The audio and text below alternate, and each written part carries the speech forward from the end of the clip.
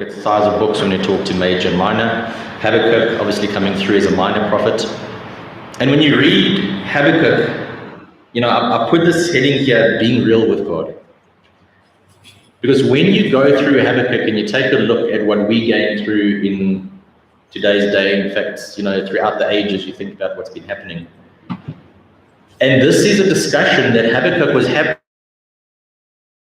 with God. It was something where he was being real with God. We often sit and we think, we can't ask him why things are happening. That the answer that, God's word, somebody's going through a lot of trauma, when somebody's going through a lot of hurt, and people say, God's just working your life, it will come to an end. Yes, we know, God works out for all things good for those who love him. But at that point in time, that person might not necessarily be wanting to hear that.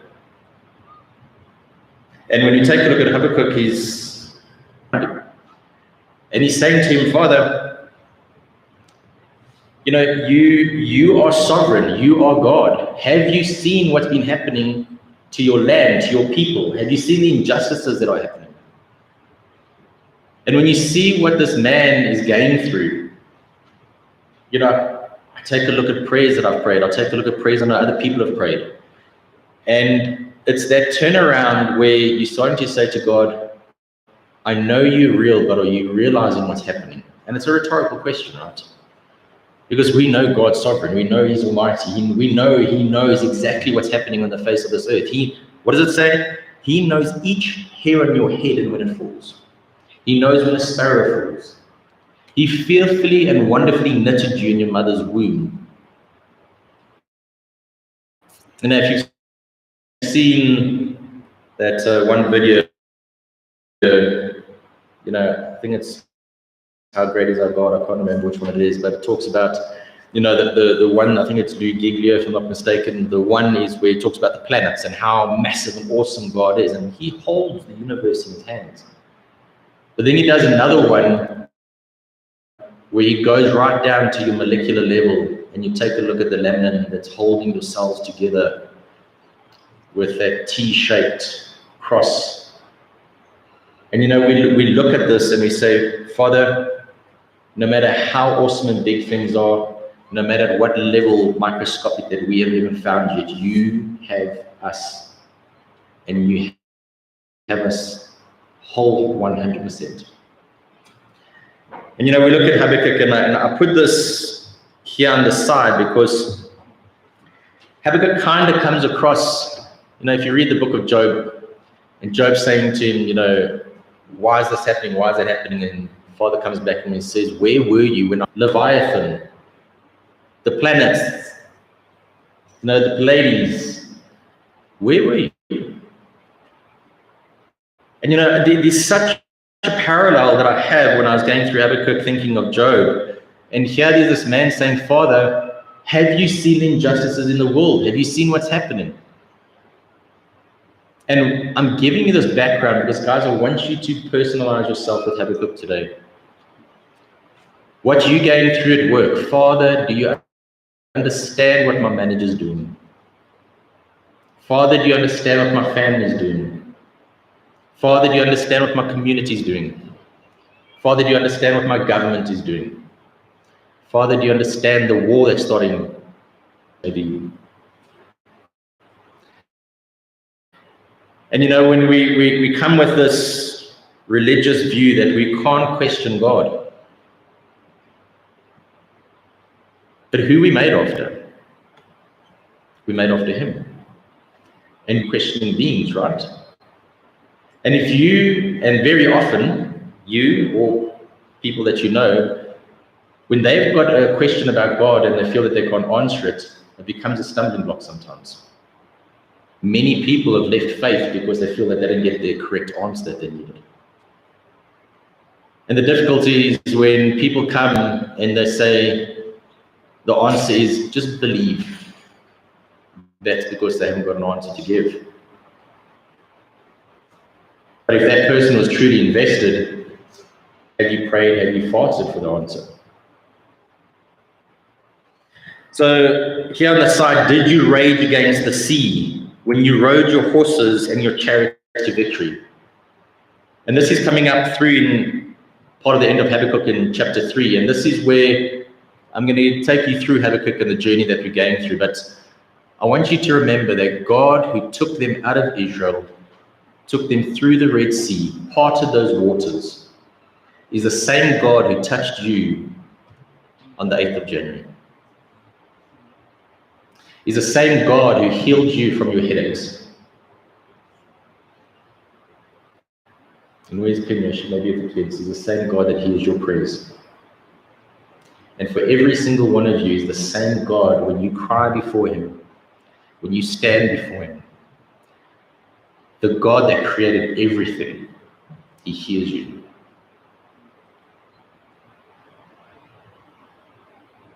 When you're crying out for your family, when you're crying out for your work situation, when you're crying out for your loved ones, when you're crying out for you,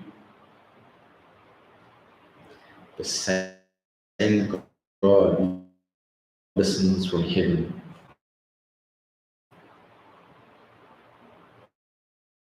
And he works in your life.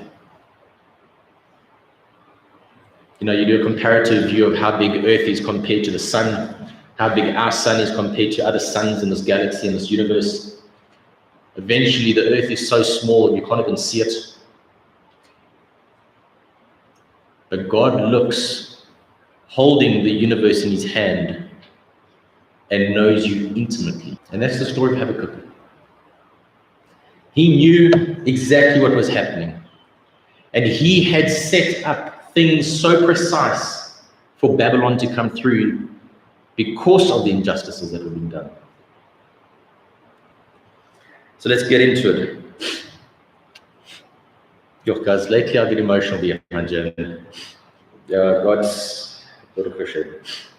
Okay, so we've got overview. Now I'm getting a bit technical, but I really want to get to the discussion part of this. We've got overview. We're going to take a look at the person of Habakkuk. We've got the layouts, the key verses, the outline.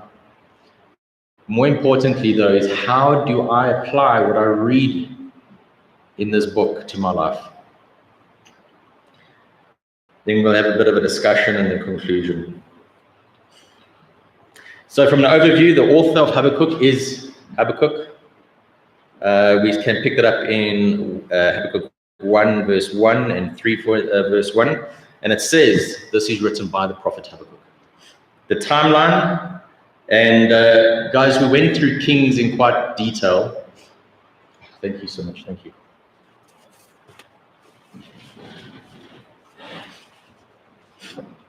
Thanks, Sean. When we went through Kings, and why I went so slowly with Kings is because it sets up the prophets, and I think I've mentioned that to you before. But in here, we can see that Habakkuk this is happening around the time in Assyria, which has taken over. Remember, we had the north and south kingdom. We had the northern kingdom being Israel, which was those 10 that went through to Jeroboam. And remember, he set up the high places, and they slowly fell away. And then we had Judah, specifically with the capital being Jerusalem.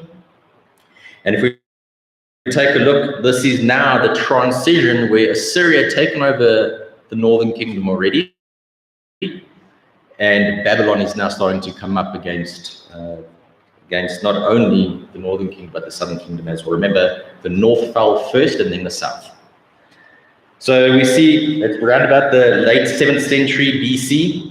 It's around about 605 to 597 BC, and we pick this up from Habakkuk 1:6 and 2:1 and 3:16, because it's talking between that Babylon is going to come. God's given a prophecy of what's going to happen.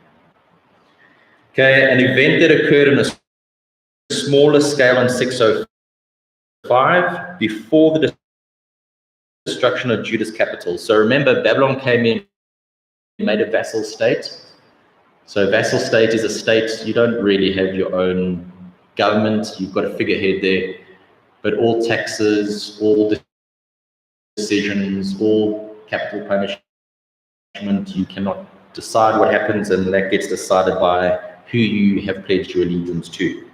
So at this point, they were a vassal state, and the destruction of Judah comes in Jerusalem at 586 BC. So it was before that destruction, so it was the interim period. And if we take during the first 5 years of Jehoiakim's reign, and we can pick that up in 2 Kings 23, 36 to 2 Kings 24:7. And this was round about the time of 609 to 598 BC. And if we take a look, this just let me know here. Okay, we're on number 5 of the heartfelt conversation with God. Do your Google checks as well. Obviously, research it, get into some well-known documentation, but just to understand the dating. Okay, so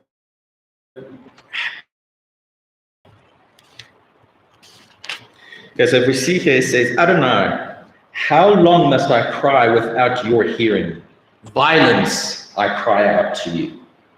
And what's happening here is, remember, these kings were taking the land. Why do you make me see wrongdoing? Why do you permit it? When Torah is not done, the purge, I've heard of it. I don't really want to see it. But apparently what they do is, and I think it came through from Rome, if I'm not mistaken, I think they did it many years ago. And for one night, I'm going to reference the movie because I can't give you the historical context to it.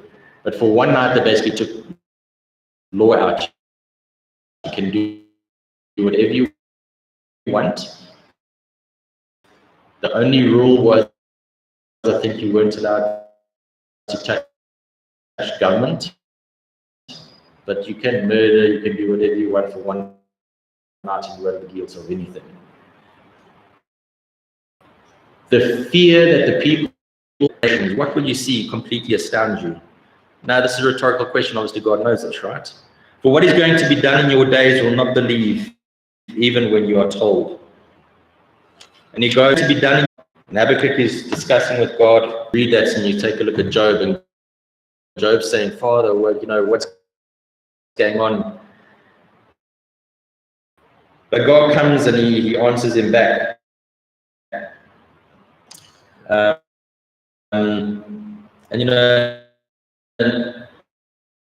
Still on, and it's Hashem hopefully coming out of this COVID period. Interestingly enough, your government, are you praying for leaders? Are you praying for this world? We know these things need to come, but are you still praying? The next one. Why? People speak to us, we speak to people about God, rabbinical circles. Okay, we eat kosher, great. You're getting there. Do you pray before, or do you pray after your meal?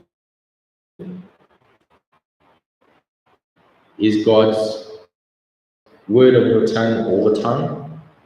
Are you renewing your mind daily? I want to use this man. Can I use you? Yeah, God says, I am still sovereign. I am still God. I am still on the throne.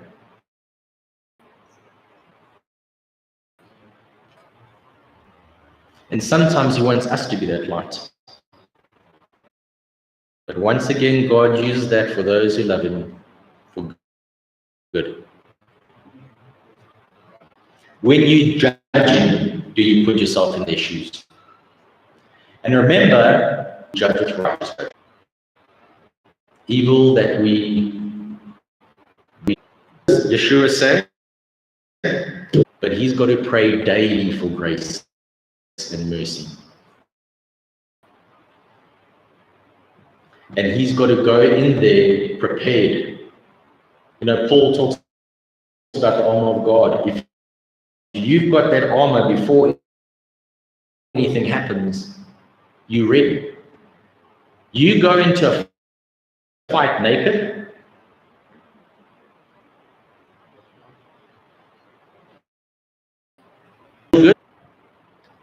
or you could choose to read your Bible. You could choose to put worship music on.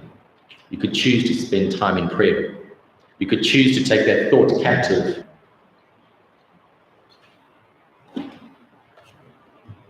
Thank you. And guys, I'm putting this down because this is Habakkuk's view. God, why do you let me see what I'm seeing? Why am I where I am? And how do I use it in my life? This is how you use it, guys. People say, how do I apply the word to my life? You apply it by reading it. You apply it by looking at it. You're applying it by saying, how do I do this? This is how you look at evil. And you see if it's impact account partner. And guys, it can be anything. It could be substance. It could be pornography. It could be your language. It could be whatever. I mean, when I got out of school, I thought it was cool that, try and smoke.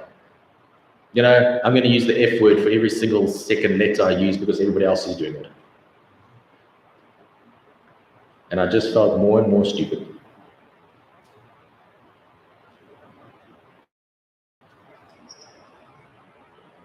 And the thing is, we can choose. We can choose to have evil in our life or not. To a point. Let's also be realistic. I mean, if you're part of a hijacking, if you're part of an armed robbery, if you're part of that, I pray God of Hashem, please, don't let it happen, but we pray for protection. But what I'm saying is your personal stuff you can choose.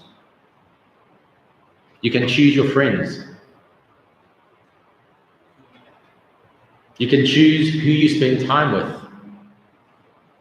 You can choose what you do in that time you spend. And God comes back to him with answers.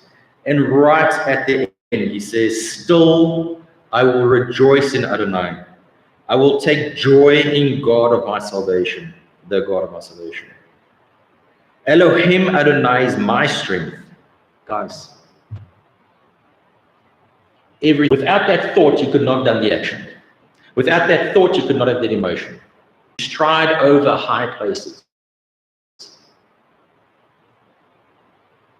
I want you guys to go and do a Google check on YouTube. Listen to every gangster rap and all the satanic music, and since then I've turned around and the only music that you'll ever hear from our government was crazy. That's the music. So I actually at once struck me with this word, the word devil.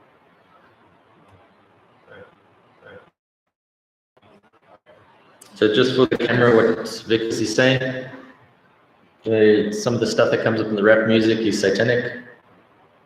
It doesn't ease pain, kill and murder and whatever. Music, remember, let's go back before digital. Let's go back before tapes and all that, right? Let's go back 100, 200 years, where you had to have an instrument in your hand. We were not bombarded with the visuals and the audio then like we are today. We weren't made for the amount of input. And that is why people are running around like they are. They cannot sleep. They are stressed out. They are unloving. They are uncaring. They are zombies. Emotionless. Outside. Inside, they're screaming for help. Because of all the stuff that's coming in. Do, think, speak, hear, see. I touched on those because it's your senses.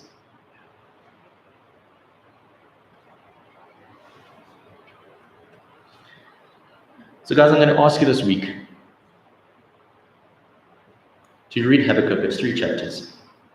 Put yourself in Habakkuk's shoes, asking God those questions.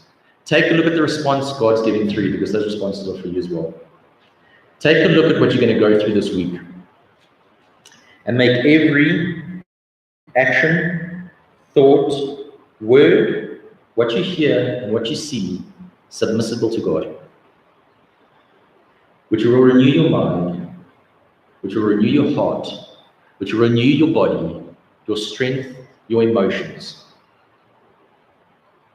And you will go from a person who is depressed, who is sad, who feels they're not loved, who feels that they're not worthy, who feels that God doesn't love them, who feels that there's nothing in this world for them, to somebody who is treasured, to somebody who is loved, to somebody who is careful, to somebody who has mercy upon them, to somebody who has grace, to somebody who the creator of this entire universe sent his only son, who in the Garden of Gethsemane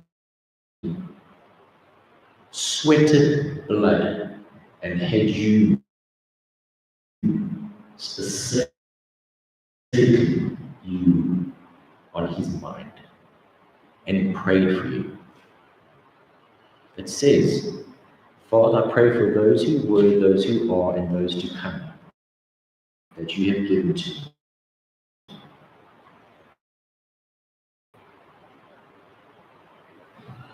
And know that you are loved. And know that you are a child of God.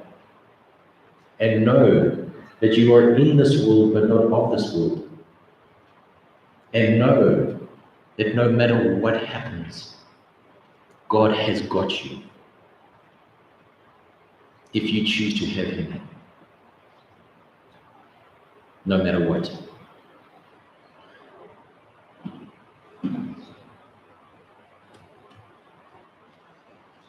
Abba, I thank you for your word. I thank you for your people. I thank you for your son. I thank you for what you do for us.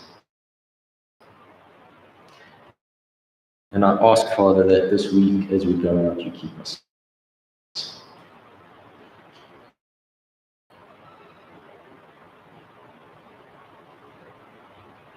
And I pray to you, my Father, that every single person that knows you, every single person who wants, and that you give them, their family, their loved ones, your shalom, which can only come from you.